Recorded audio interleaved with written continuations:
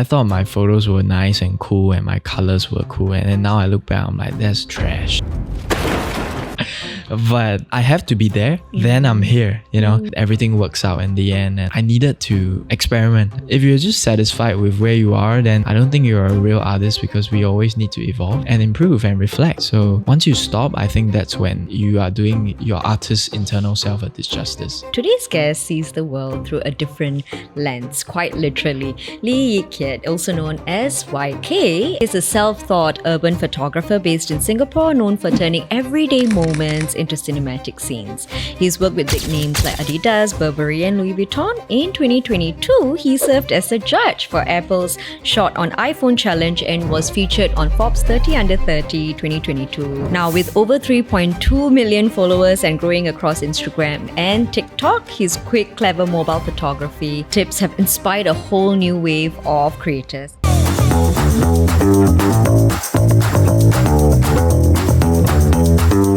Thank you so much for being here. Thanks for having me. It's a pleasure and happy to share everything. Thank you. Along Now, the way. Yeah. let's dive into your journey. You know, you shared that wanted to actually do electronics in NTU, but somewhere along the way you decided to pivot that journey into what you are doing today. So could you tell us a little bit more about that? What drove that change? Small little background about why did I make that small little leap of faith. It's because I actually have passion for electronics and aviation. It's just that, you know, through time, you realize that both requires an immense amount of effort and time.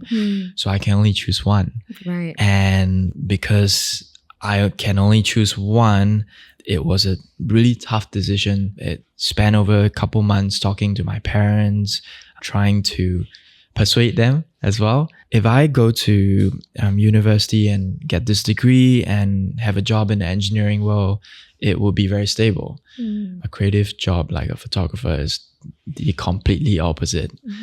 And as traditional parents and growing up in an Asian household, it's very difficult to convince them. It took me quite some time. Yeah, because I developed a passion for photography at a very young age, about 16 or 17. Oh, wow. So a lot of people might not know this, but it was not instinctive. It's a happy accident. I fell in love with photography, and then the fire slowly started to burn more and more. And then, you know, it led up to a point whereby I have to make a decision. Right. Yeah. But what draws you to photography? What do you love so much about it that, you know, because that decision to walk away from something like what you said, right? Photography is on the other end, where maybe that stability from your parents' lens, and then this side you have your engineering, you can work a 9 to 5, you get a steady income. So, but what drew you so much to photography that you're willing to, you know, walk from this to this? Well, to be very honest, I think I didn't really know the exact reason back then. I was just walking into a fog, which is unknown, because I felt like if I don't realize this potential that I can do and have, I will regret it in the future. So I approached it in a way where it's more of a balanced approach.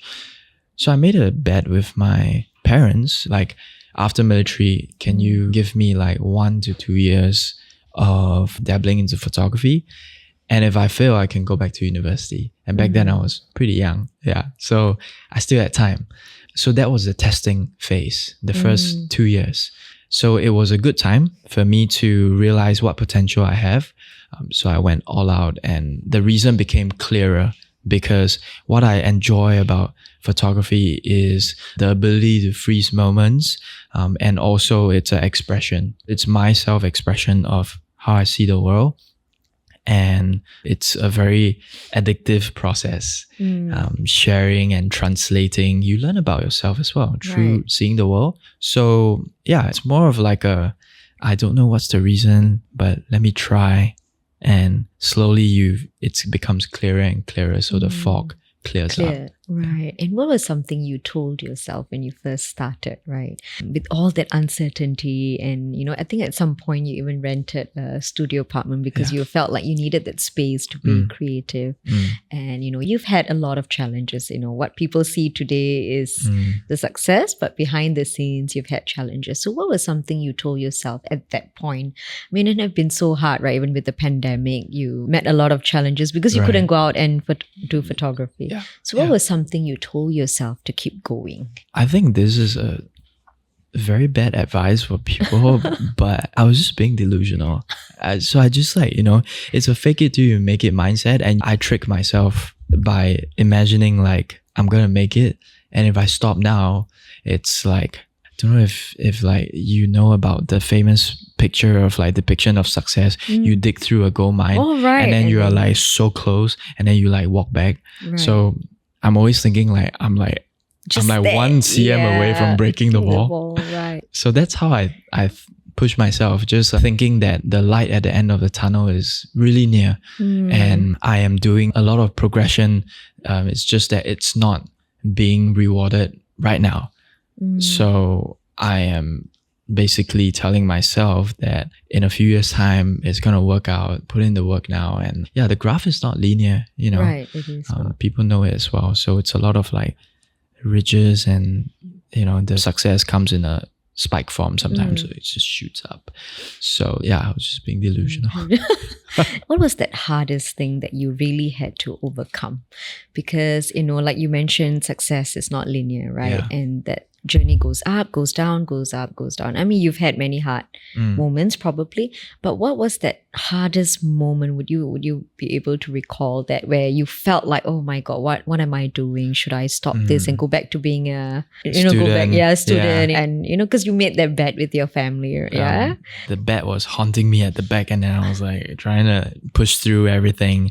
I think one of the hardest part was because we are in Singapore, so we develop a sense of things for finance and economic stability in our household. So financially, that was one of the most difficult thing. Again, I think you mentioned that I stayed in the studio. Yes, I did. So I rented a studio apartment at 21, 22 years old. On some days, I had to borrow money from my parents because I was unable to pay for their apartment. The rent. Yeah. So that in return actually affected me mentally as well, because it's borrowing money from parents shows that I'm unable to keep up with my job back then. I had so little clients. So that was very demoralizing. That was one of the most difficult phases for me, because it was difficult to convince them, obviously, because I'm not earning enough. But it was also difficult to convince myself because I see zero progress. I was actually going backwards.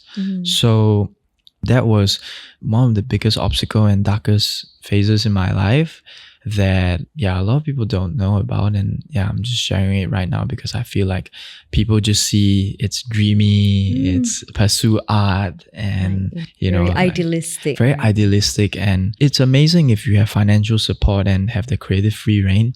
But the fact that, again, like mentioning that we are in Singapore, so cost of living is higher, and a lot of things involve money versus overseas where it's a little bit better. A little bit better, right. So the style that you display, through your work is very humanistic, it's very cinematic, and maybe even a little bit moody. Like for me, I feel like it's very, it's like non-linear storytelling. That means it's like in different parts, it comes together, very Quentin Tarantino-esque, But what draws you to a photograph? Like you take a lot of photographs of the facades of buildings and things. What draws you into that moment? It's a very vague answer, but I'm very drawn to a soul of something that I create. Soul is very abstract again, but I photograph facades because I think that building has a character, and I try my best to capture the soul of the building. And also like the streets, I do a lot of street photography, trying to emulate a certain emotion and capture the authentic tonality of the place I'm at, which that's why it involves a lot of deep dive and to understanding where I'm at. I don't want to portray the city or the place I'm at in a wrong format. And to be authentic, I have to, be really sensitive to the environment. Right. Yeah. I've also seen some of my favorites on your Instagram, the ones that you've taken of people actually, where they may be caught unaware and, they seem to be in a different space in time, or thinking about something. I think for me, one particularly jumped out. There's this lady on the train. I think she's in a train. She's looking out the window. I think she's thinking she seems like she's thinking, but we don't know, right? So what draws you to a human emotion, maybe, as a photographer?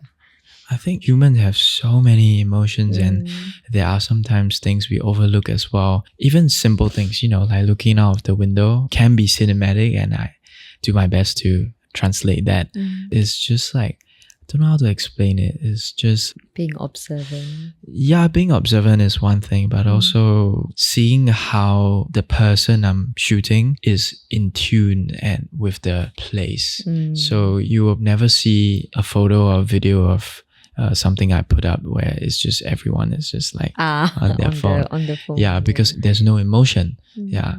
Whereas something simple like looking out of the window is an emotion. Right. Yeah, it's just that it's too simple and it's often overlooked because that's what we do every day. Yeah, that's what we do every day. But I think what drew me to it as well is in Singapore, we've stopped doing that because we're all doing this. Yeah, the moment we get on a train, right? Yeah. Or in the bus, we don't actually look out the window anymore. I used to a lot as a kid, right? And it was like, wow, you see things. But these days, everyone's just looking at the phone. Yeah. Right. So when you captured that, I thought that was really beautiful because that lady is probably, I don't know what she's thinking, but it's interesting for us to think what she might be thinking about. Yeah, it leaves room for that. And tapping onto something that you said, when you were a kid, you were very curious. Yes. Right? So I think I'm trying to also emulate that feeling, like how pure are things when you just simplify it. As a kid, we are so observant because everything is very new to us. Yeah. And then it over time things became stale because we are used to it, and then we don't do things like as passionate as we are as we were kids anymore. Yeah. So again, trying to emulate something like that. The sense of awe, right? Yes. To bring back that sense of awe to the person looking at that picture. Because I think as children, we always had a sense of awe. Everything excites them. Going out to play, looking at cars, eating food, everything excited us. Just as, like writers, sometimes they have writer's block. Right. Do you face that as a photographer? Have you ever been in a moment where you're taking a photograph, right? Yeah. And then you just feel like, okay, this is not doing it. Nothing is coming out through that image. And how do you overcome those moments? Yeah, actually, it's a very good question. And most of the time, actually, I get like blocks because you constantly want to evolve and want to better yourself. And we are our own hardest critic. This is not good enough. And like, you can do better. You try and force and it's not like coming out. So whenever I have blocks, I think one of the best ways is to go the opposite. Just don't photograph. Just go for a walk or just do something. Listen to music or even better for me, just don't tap in the creative world. Yeah. So for me, I like to take walks or run because that has nothing to do with creative photography. And in the past, I used to be hard on myself, like, when is the creative flow coming again? And like, why can't I make it happen now? But it's a feeling, and when it comes, it comes.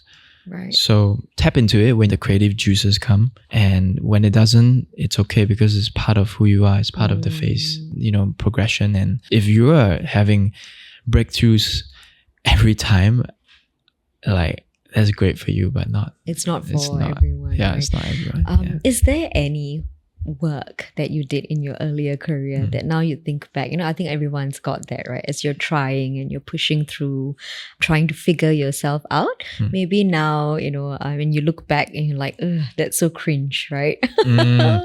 Is there any particular one that you had? I thought my photos were nice and cool and my colors were cool. And then now I look back, I'm like, that's trash. Yeah. But I have to be there. then I'm here, So I'm very much now into understanding like everything works out in the end and like trust the process and all that.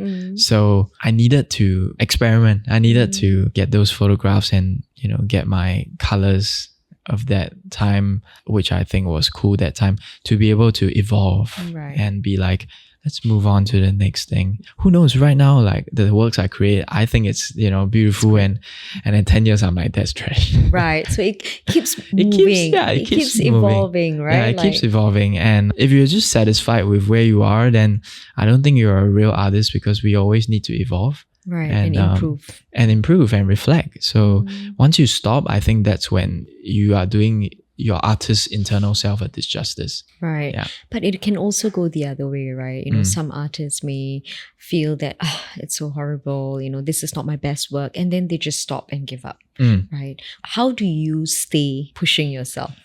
Again, I think relating to that, because I am 50% practitioner, so I really believe in being consistent. Even though you're having blocks, show up for yourself. Like it's like going to a gym. There are so many bad days as a creative.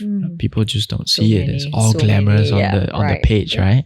Yeah, so many bad days. But I think that 1% that you do, it's like so important. I think that is even more important than when you're having the groove and doing glamorous work, because nobody sees you doing that. Yeah, that 1% on that bad day when you are trying to churn out something. It will never be shown to the world, of course, because it's terrible.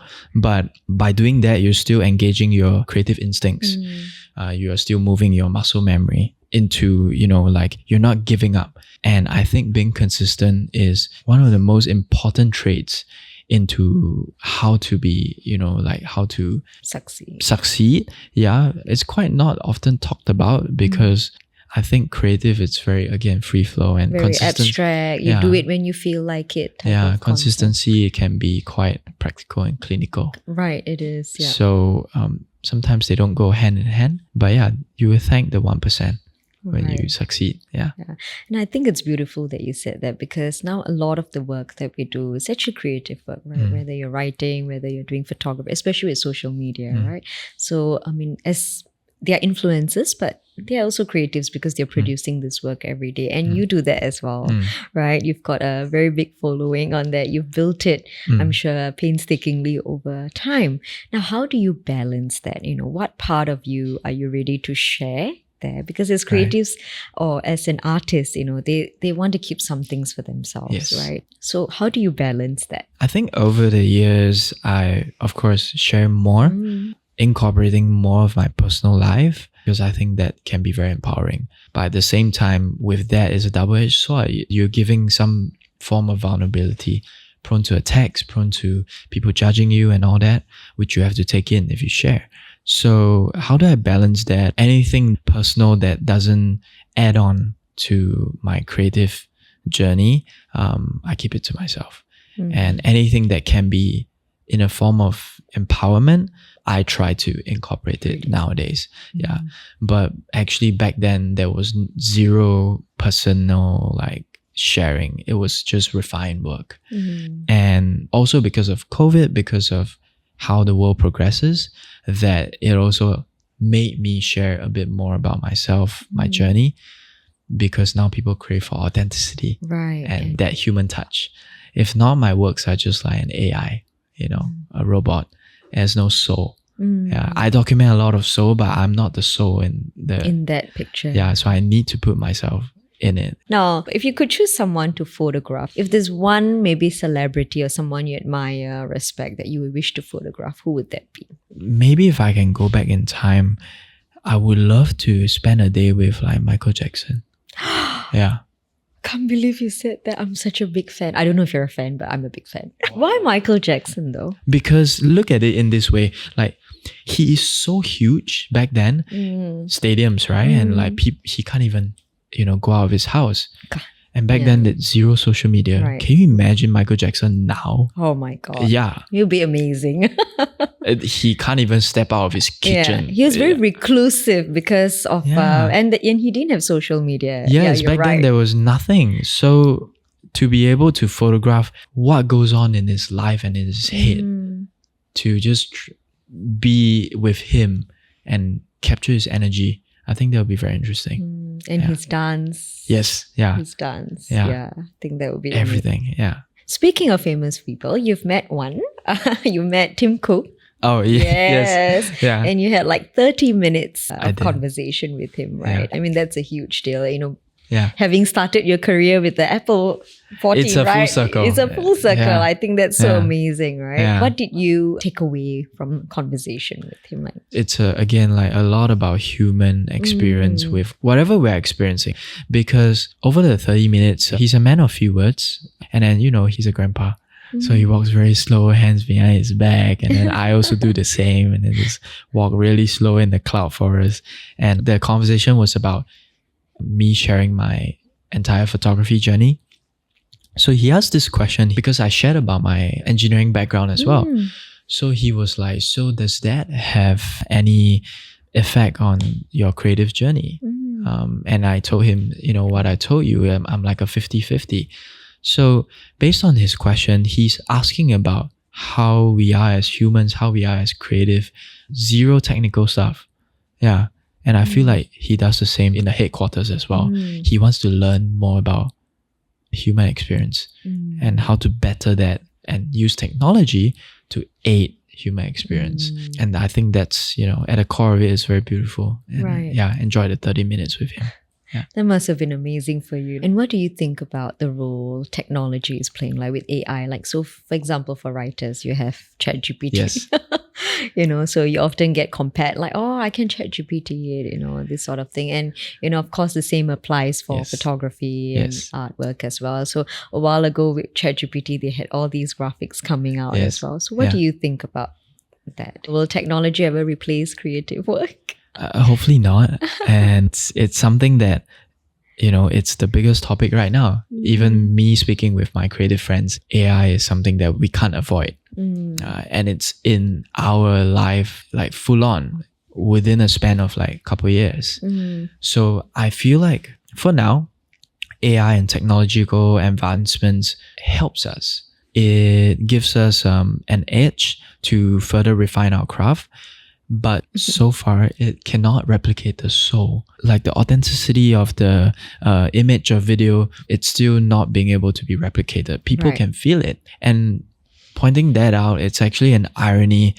I thought when AI became a big thing, people would just use it full on. But now it's going the opposite. People crave more because of AI. Right. More authentic human touch to whatever you're putting in. So it's such a contrasting, interesting perspective, and I'm an adapter. So I use ChatGPT as well, and I use of course. All of us do. I actually use it when I was in Europe. I use it to recommend me places to take photographs, and so I feed it with my images, and I tell them, this is my profile. I want to document everyday life stories. Give me authentic places. Pretty good. Pretty good. It's quite accurate. Very accurate. Yeah. Great places I've been. Yeah. Right. So it helps me a lot. And I've been using it, of course, for storyboarding, for clients and emails, of course, and all that. So it's something I think can be used as it's like a personal assistant. Yeah. But till then, for now, it's your assistant, and it will take over you.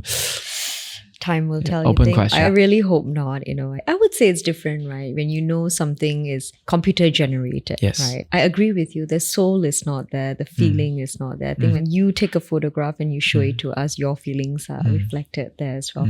Now, coming back to our homeland, we celebrate SG60 this year, right? And you have taken many photographs that actually capture Singapore in a very different light, and lights that, us as Singaporeans, we may not see it every day. And people always say Singapore is so boring, so small, so boring. We may not have the rich history and culture, compared to our neighbors, even like maybe Thailand, Indonesia, or even Malaysia, for example, right? But, what do you think? How do you see beauty in our red dot every day? Again, I think bouncing back to how humans interact with the environment.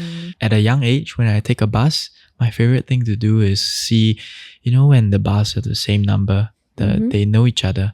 So across the street, when the same bus comes, bus uncle, the two best bus captains. yes, the captains will, the uncles, they will wave to one another and try and give hand gesture of like, have you eaten or whatever. Obviously, they don't scream across the street. Right. Simple things like this.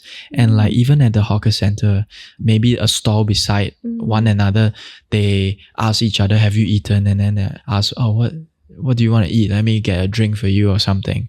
Just gestures like this, the human touch. And also even things like maybe even your office, there is a sun setting, you're finishing work, and then the golden light just shimmers on your desk. And then maybe you have a little plant there. So you just like focus on the plant and the golden light and just look at it. It's just beautiful. Yeah. So just, again, going back to the everyday. Yeah, it's literally all around you. You just gotta see it. And yes, it's cliche. Yeah, you romanticize what you see. Right. Yeah. But that's art, right? Yeah, that's art. Yeah. So as a content creator, do you feel the pressure to create because of the algorithm, or do you actually keep up to your authentic self? It's a balance of both. Yeah, I think I leave room for being authentic, and also I delegate some space to cater to the algorithm so I can be relevant. I think relevancy is very important, and I have a fear. Yeah, I do have a fear of losing out and being phased out. Yeah, probably people will be like, yeah, you're doing great and all that, but I'm like, yeah, that doesn't grant me like some invincible card that like I will be here for a long time. I have to consistently work for it. And to be able to do that, it's, learning how to be relevant. And fortunately or unfortunately, social media gives you the edge to be relevant. Just got to know how to use it. And utilize it to the... Yeah. Lee Keat, you also like to teach. You have these videos where you actually teach people as well.